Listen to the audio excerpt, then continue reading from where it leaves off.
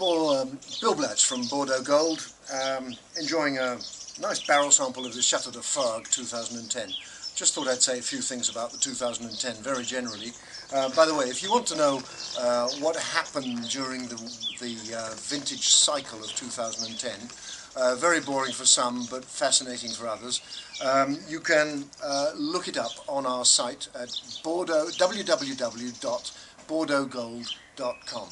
And there you'll find a very lengthy and rather tedious report about what happened during the 2010 vintage, and it tries to explain, with lots of comparisons to other vintages and other pairs of vintages, because to be clear this is the second in a pair of great vintages, about what happened in 2010 and why the weather, which is so important, conditioned the style of the wines that were made. And I don't think too many people, a lot of people are starting to comment about the reds, but I don't think too many people are really talking about what happened in Sauternes yet. Steve is with me for the week.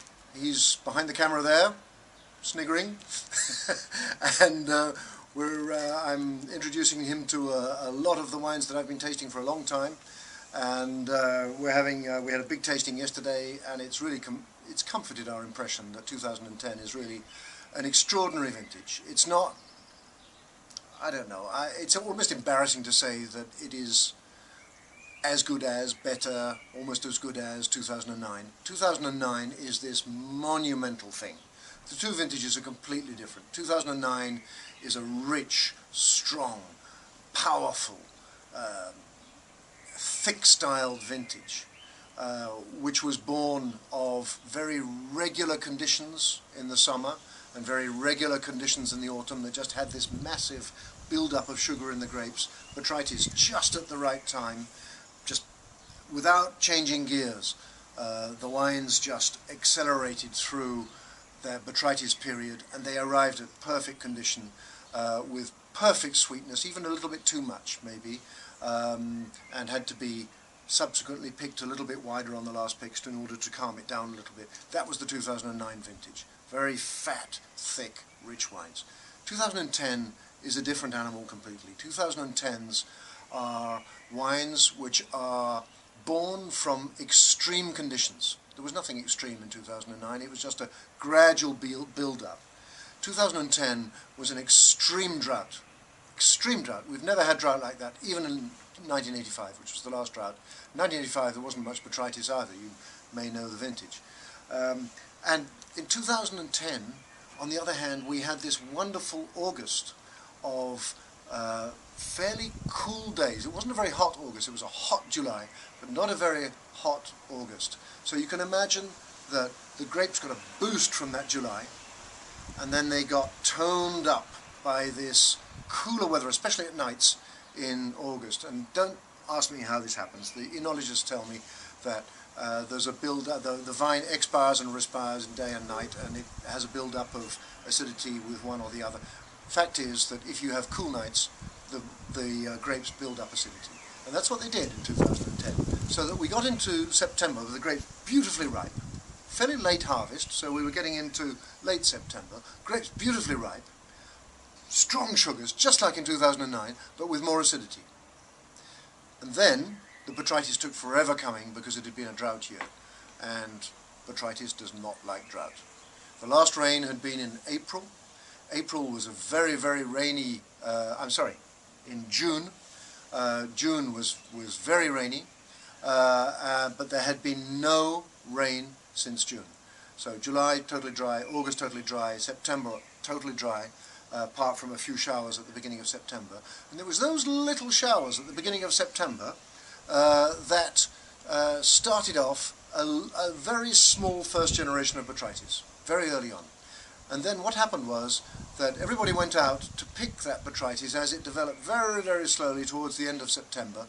Some from the 15th, most of them about 27th, 28th, 29th, in very, very fine weather. And that was the first, sometimes the second picking.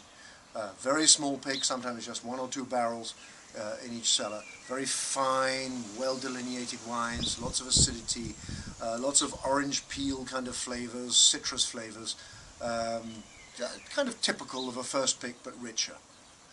We were at Clémence yesterday tasting those first picks, and the Climas, even the Climas, they were very rich, those first picks. And the third pick, the third picking of the first pick, if you understand what I'm saying, they subsequently decided, hey, this is getting too rich too quick. We have to pick wider, so they put some maybe whole grapes into the number 3 of the first pick in order just to tone it down. It's just to explain that this was a very rich year. Then there was a lull. The vineyard was done, botrytis was clean, got to the 1st of October, nobody had anything to do.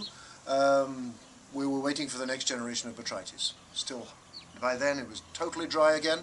And then, the first days of October, it started to rain. 4th of October was quite a heavy rainfall of 30 millimeters, and this brought on an onrush of botrytis. And the whole vineyard, you could see, the whole vineyard was these brown grapes going a little bit brown-orange, you know, when the botrytis starts to attack. And before they get to the shriveled stage of that, which is where you really want to pick, and you've got the total concentration, they were really beautiful. The botrytis was all there. But it kind of stuck there for 10 days. And it was a great temptation not to pick during that time. But of course all the grape properties said, well, we mustn't pick now, we must just hope for the good weather to come back. And the forecast was good, and for once the forecast was right in October. And lo and behold, as from about the 13th, 14th of October, after a few little pickings of roasted stuff that had happened along the way, 13th or 14th of October, the botrytis came back. The botrytis started to concentrate. It had been there all the time, so it started to concentrate, and you got these round, rather brown berries that started to concentrate into those wonderful shriveled botrytis, fully botrytis grapes that we see on all the photographs and which are ideal for Sauternes.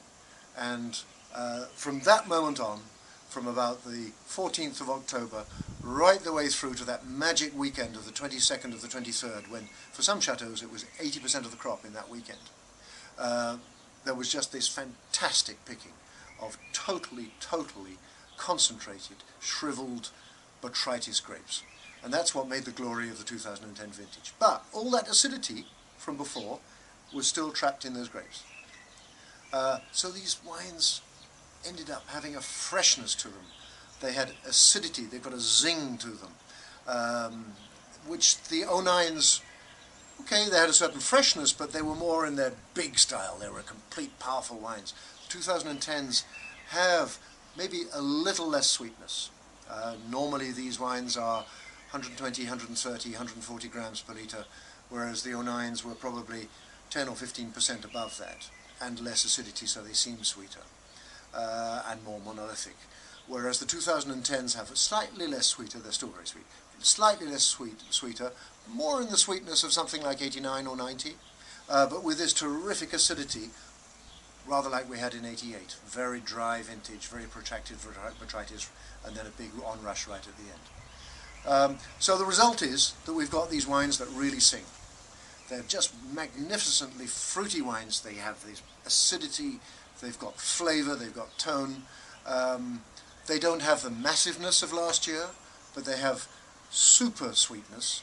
And we didn't find a dud amongst them, did we, Steve, yesterday? There was just, everything was perfect. From cru bourgeois chateaus, little chateaus, right the way through the second grows. Wow, what a great job the second grows did on the 2010s. It really shows the strides they're making. First grows, well, they've made the strides already, so we expected them to be good, and they damn well were. And so I think this is a vintage which it will be debated forever, rather like in the reds, whether a wine which is showing itself so early as such appealing flavours and such savorousness, whether that will age in the same way that the more fat, thicker, richer styled 09s. The jury is out on this. I don't think we can comment.